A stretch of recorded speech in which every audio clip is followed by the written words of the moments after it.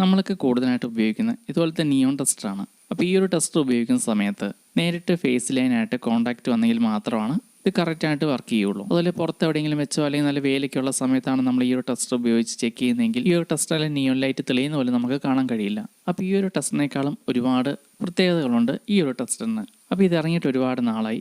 നമ്മളിത് കുറച്ച് ദിവസം മുമ്പാണ് മേടിക്കുന്നത്. ഞാനിത് മീഷോയിൽ നിന്ന് 206 രൂപയ്ക്കാണ്. അതുപോലെ മേടിക്കാനുള്ള ലിങ്കും ഈ ഒരു വീഡിയോയിൽ കൊടുത്തേക്കാം, ഡിസ്ക്രിപ്ഷനിൽ നോക്കിയാൽ. അപ്പോൾ ഇതുപോലുള്ളത് കൂടിയതും കുറഞ്ഞുമായിട്ടുള്ള പല മോഡലുകൾ നമുക്ക് മേടിക്കാൻ കിട്ടും. അപ്പോൾ നമുക്ക് അത്യാവശ്യം എല്ലാ കാര്യങ്ങൾക്കും ഇത് തന്നെ മതിയാവും. അതുപോലെ ഇതിൽ തന്നെ ചെറിയ ലൈറ്റ് ഒരെണ്ണമുണ്ട്, നമുക്ക് ചെറിയ ടോർച്ച് പോലെയൊക്കെ ഉപയോഗിക്കാം. അതായത് നമുക്ക് എന്തെങ്കിലും ചെക്ക് ചെയ്യുന്ന സമയത്തൊക്കെ വെട്ടമൊന്നും ഇല്ലെങ്കിൽ നമുക്ക് ഇതിൻ്റെ ഒരു ഫ്ലാഷ് ലൈറ്റ് ഓൺ ചെയ്ത് അതുപോലെ നമുക്ക് ഈ ഒരു ടെസ്റ്റർ ഉപയോഗിച്ച് നമുക്ക് സ്ക്രൂ അഴിക്കാനോ മുറുക്കാനൊന്നും സാധിക്കില്ല.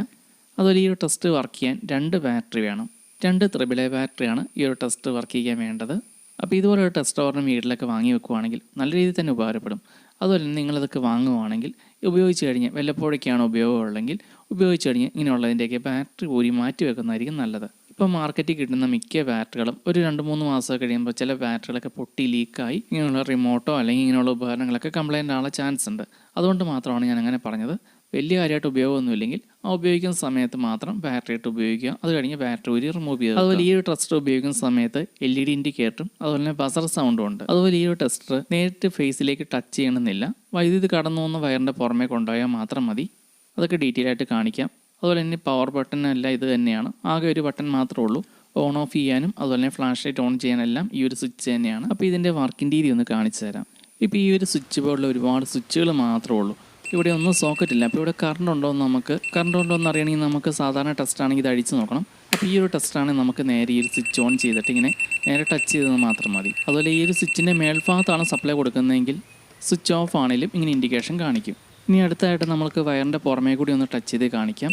ഇവിടെ നമ്മൾ സ്വിച്ചിൻ്റെ ഒരു പുറമേ കാണിക്കുമ്പോൾ എല്ലാം ഇൻഡിക്കേഷൻ കാണിക്കുന്നുണ്ട്. ഇനി ഇതിൻ്റെ ഫ്ലാഷ് ലൈറ്റ് കൂടി ഒന്ന് ഓണാക്കി കാണിക്കാം.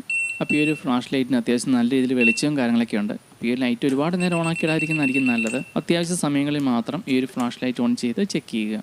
ഇനി ഈ ഒരു കേബിളിൻ്റെ പുറമേ നമ്മളിങ്ങനെ കൊണ്ടുപോകുന്ന സമയത്ത് ഇവിടെ ഇൻഡിക്കേഷനും ബസർ സൗണ്ടും കേൾക്കുന്നത് വേറെ ഒന്നുമല്ല, ഈ ഒരു വയറിലൂടെ കറണ്ട് പാസ് ചെയ്യുന്നതുകൊണ്ടാണ്. അപ്പോൾ ഈ ഒരു ടെസ്റ്റർ ഉപയോഗിച്ച് നമുക്ക് ഇങ്ങനെയുള്ള കേബിളിലെ വയർ എവിടെയെങ്കിലും വെച്ച് കട്ടായി പോകണമെങ്കിൽ അത് നമുക്ക് സിമ്പിളായിട്ട് തന്നെ കണ്ടുപിടിക്കാൻ സാധിക്കും. അതുപോലെ നമ്മുടെയൊക്കെ വീടുകളിലെ എർത്ത് കണക്ഷൻ ഓക്കെ അല്ലെങ്കിൽ ഫ്രിഡ്ജിൻ്റെ ബാഗിലൊക്കെ നല്ല രീതിയിൽ ഷോക്കും കാര്യങ്ങളൊക്കെ കാണും.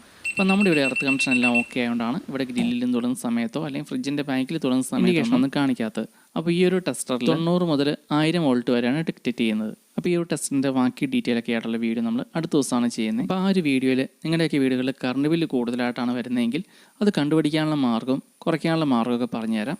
അപ്പോൾ ഇനി അടുത്ത വീഡിയോയിൽ കാണാം.